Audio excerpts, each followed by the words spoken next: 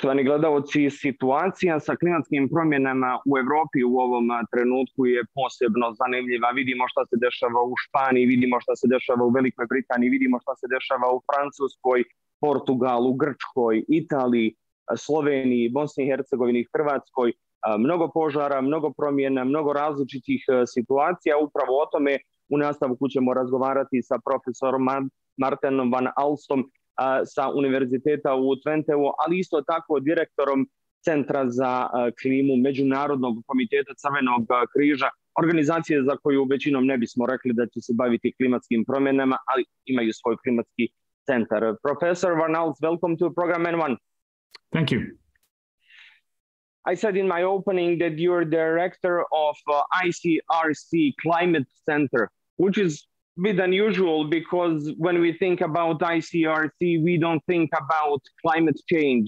But as we are seeing in the last several weeks, situation with the climate change is endangering lives and making lives even worse than we expected. That situation, for example, in the United Kingdom, as I spoke with other experts, was supposed to be like this in 50 years, 100 years, but it's happening in 2022. So what we are seeing at this moment when it comes to climate change and how this is endangering us, or how is this changing our lives rapidly at this moment? Yeah, I think you're spot on. 20 years ago, many people were asking us, why is the Red Cross engaged in climate change? Because climate change was seen as an environmental problem for the far future. You know, the iconic image was a polar bear on a melting ice shelf on the North Pole, say in 2100. And the question was, do we know that humans are causing the warming that might lead to those environmental problems?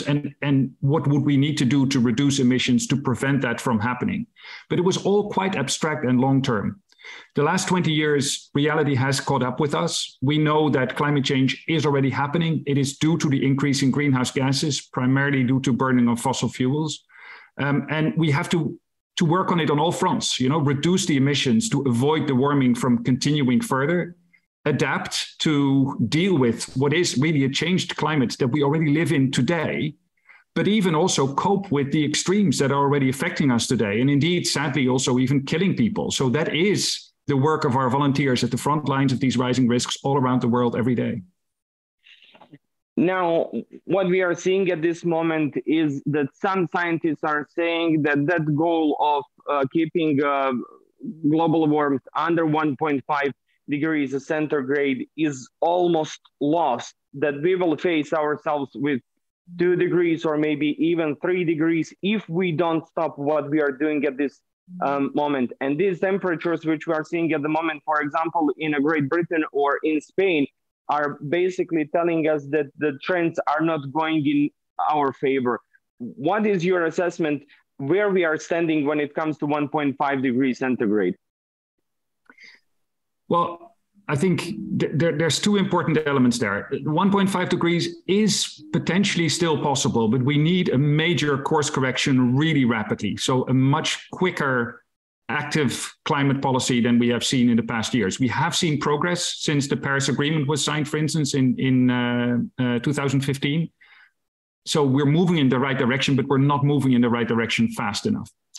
At the same time, what we've seen since the Paris Agreement was signed is that the risks we're already seeing today are higher than we anticipated. And the science is also showing us that even at 1.5 degrees, the risks are higher than we had anticipated before. So a relatively smaller temperature rise, for instance, to 1.5 degrees, is already very dangerous. So it's getting clearer and clearer that we really need to do everything we can to keep that warming, while at the same time already adapting to what is facing us today. And we're seeing that around us in Europe at the moment. Professor, you're also part of IPCC working group 2, which is basically one of the groups which is working on assessment where we are standing at this moment. What are the major risks for us at the moment when it comes to climate change? Because last IPCC report or report before that have said that we should expect to see more extreme waves of heat in areas where we didn't expect that, but also in areas where we didn't expect to see more extreme lower temperatures and freezes and cold temperatures to happen. What are the risks at the moment? So the UN Secretary General, Antonio Guterres, called the IPCC Working Group 2 report an atlas of human suffering. So there are many risks and many types of impacts around the world, many of which we're already seeing happening today. So that's one important message. It's no longer a projection for the future only. It's also what we are already observing and are directly connecting to anthropogenic climate change. It is many types of extremes. The one that is increasing most universally almost everywhere on Earth are heat waves. And that's one of the risks that I think we have underestimated as a major risk driver. So people have always been thinking about sea level rise and then the risk of coastal flooding, or increases in heavy rainfall and therefore the risk of riverine flooding, like we saw last year, for instance, also in Germany and Belgium, killing hundreds of people in the heart of Europe. Or indeed the increasing temperatures then driving, and also longer periods of no rainfall driving increased risk of drought, which we're also seeing in many parts of Europe right now. But the direct impacts of heat have not been appreciated so much. So the areas that were already hot once in a while in summer didn't appreciate how much harder it would get with the increase in intensity of heat waves. That's very much the case around the Mediterranean at the moment, where temperatures are getting somewhat unbearable. But also many countries that were thinking of themselves of not at risk of heat waves. You mentioned the United Kingdom, for instance. There was a country that thought, once we finally get a couple of warm days, that's actually a nice day. That's a good summer day that allows people to go to the beach. We completely underestimated the excess mortality among vulnerable people in society that would go along with those heat extremes that people are not accustomed to and therefore not adapted to. So people are not adjusting their behavior to the new risks that are appearing. An important message there is also that quite a lot of those impacts are avoidable. So particularly for heat waves, that the human health impacts can be managed if we invest in the short term, our behavior during those heat waves, good heat wave early warning systems, but then also, for instance, ensuring that vulnerable people drink enough during those very hot periods. So that's also me looking after my elderly people in my own neighborhood, for instance. And for the longer term, for instance, adapting how we build our cities, greener cities or cooler cities. So those are choices we're making now about the way our villages and our cities will be shaped for the coming decades, where we need to think about that hotter climate that we will be facing.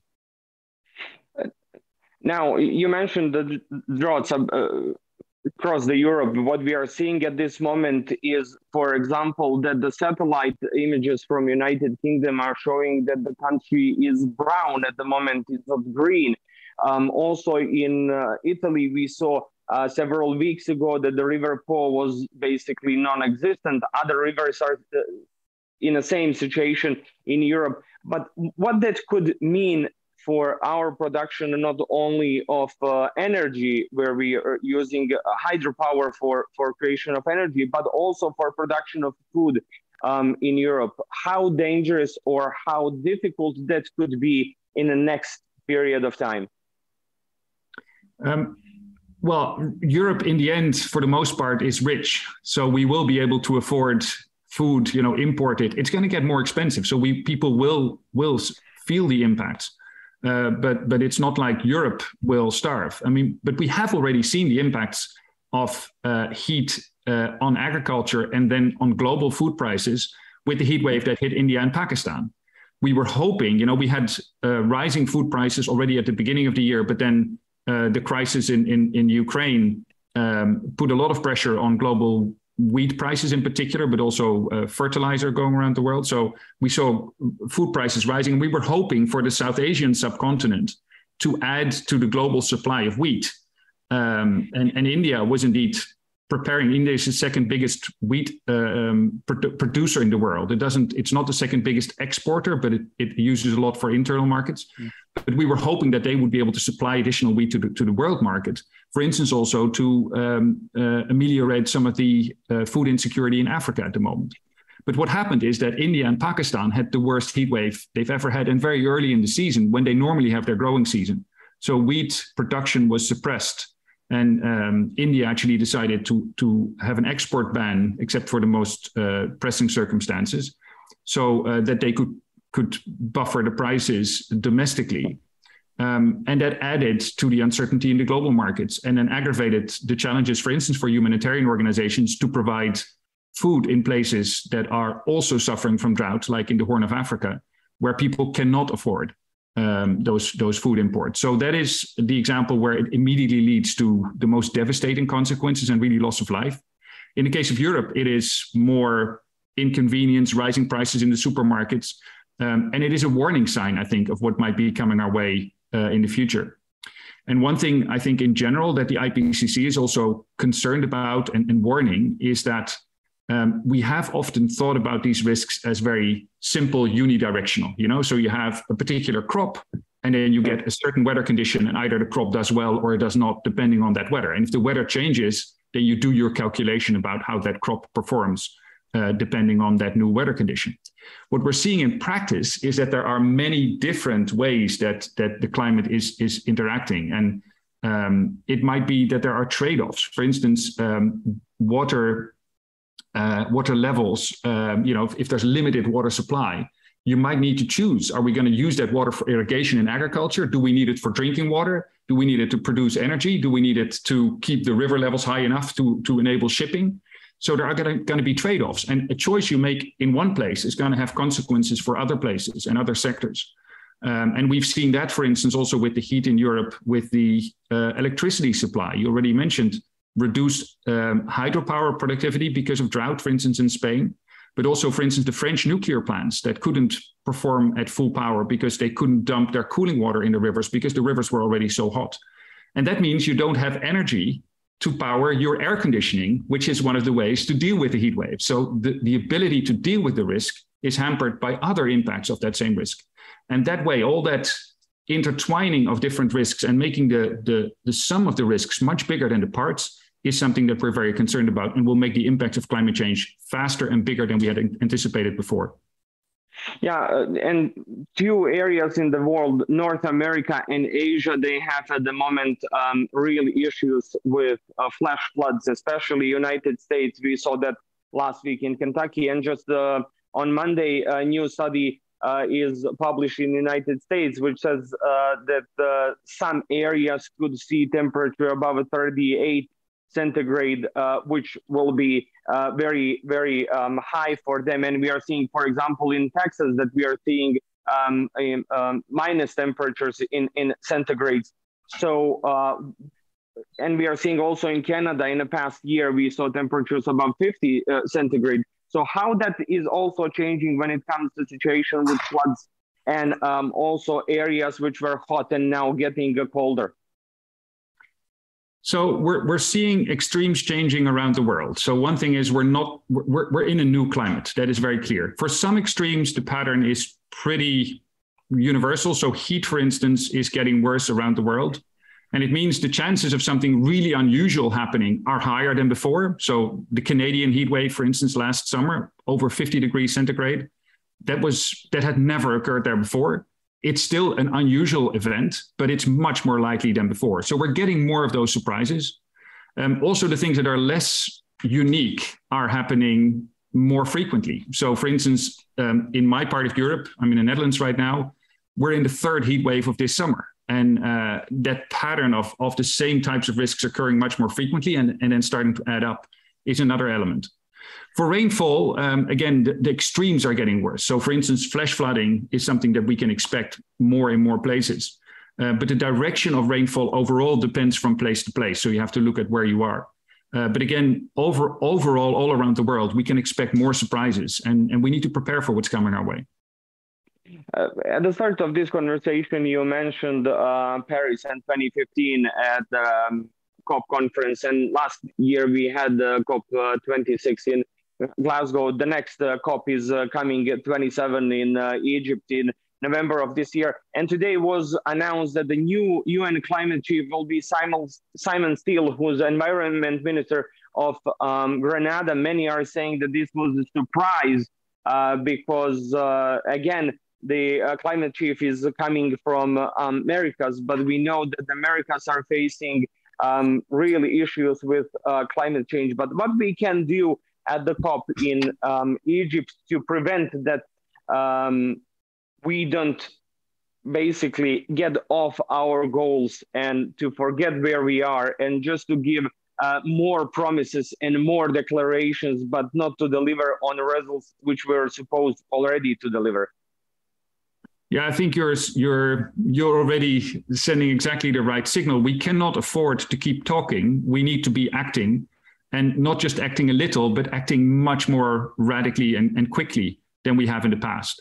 Since Glasgow, we've had two more IPCC report, the IPCC 2 report on impacts and risks. So what we're already seeing and what we can expect to come our way if warming continues, and IPCC Working Group 3 on what is possible in terms of reducing emissions. And they're both very clear. It needs to happen quickly. We can do it quickly, but it requires much more action on the ground.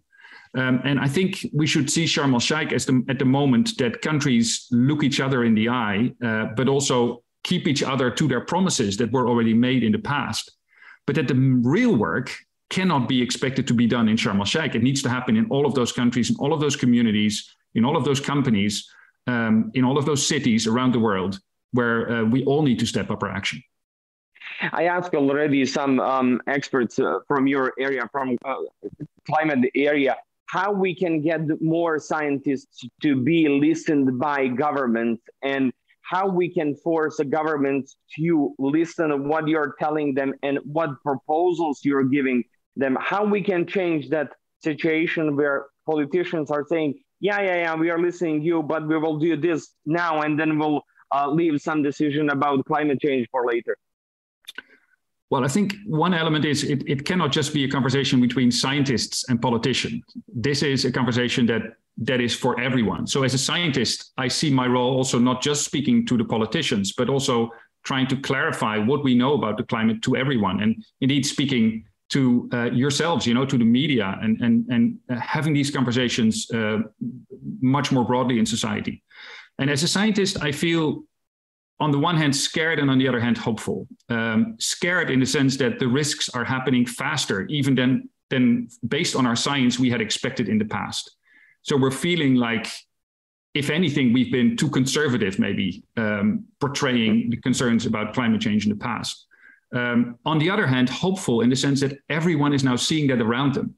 So we no longer need to convince people of a scientific potential future, but we need to convince people about how the pattern that people are experiencing today is a reason for concern. And there are things we can do both to prevent that risks from getting even bigger than what we're already seeing today, but also better coping with what's already happening. And I think that's an easier conversation because it's no longer abstract. It's no longer just based on the science. It's based on people's real experience. Now, at the same time, coming back to the scariness, that partly means we're almost too late, right? The impacts are already happening, and we've got very little time left to prevent them from getting much worse. So it adds to the urgency also of our messaging and of the conversations that we should all be having. And in the end, it's everyone that need to be asking politicians to act more boldly, but also everyone adjusting their own behavior. You said urgency and messaging. What we can do to use, for example, people like influencers and people who are well-versed in social media to help with all of this, but also how we can make a connection between entrepreneurs who are working on sustainable energy and renewable energies to get together with scientists and politicians, also with civic society, to just adjust our view and our understanding of what could be in front of us. Yeah, I think that's maybe the most important thing. This is an issue for the new generation, and it is not just a message of despair. It's also a message of hope. Renewable energy is the solution to climate change, but it's often also a better source of energy from the perspective of the local environment. And I have an electric car now. It's a much more comfortable car, and it's nice that I can charge it with my own solar panels. That's a good future. It's not a future where we all just sacrifice. At the same time, we also have to be honest that, you know, for instance, that car is more expensive than the previous car I had. So there will be a price that we have to pay. And the only thing I can also say very, very confidently based on the latest IPCC science, it's much more effective to invest now to, you know, indeed make those shifts to renewable energy than to wait for the consequences and pay the price in terms of the impacts of what the climate crisis will do to us, which we're to some extent seeing around us today with all the heat and drought and wildfires in Europe. So that's also where then those entrepreneurs, for instance, coming up with those new technologies, offering those new products, should have a bigger market. And that's the conversation we should be having. I think a young generation, indeed the ones on social media, for instance, are already much more tuned into these issues and expecting more leadership from their leaders in their countries. And that's exactly the conversations that we need to have. So to conclude this conversation, what you're telling basically is that we still have some time, we still have some space for optimism, but the action is needed right now and in the right places.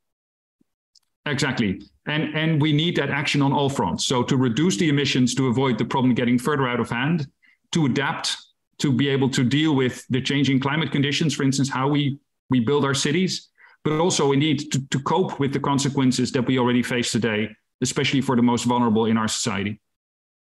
Professor Van Aalst, thank you so very much for your time and for this interview. Pleasure. Thank you.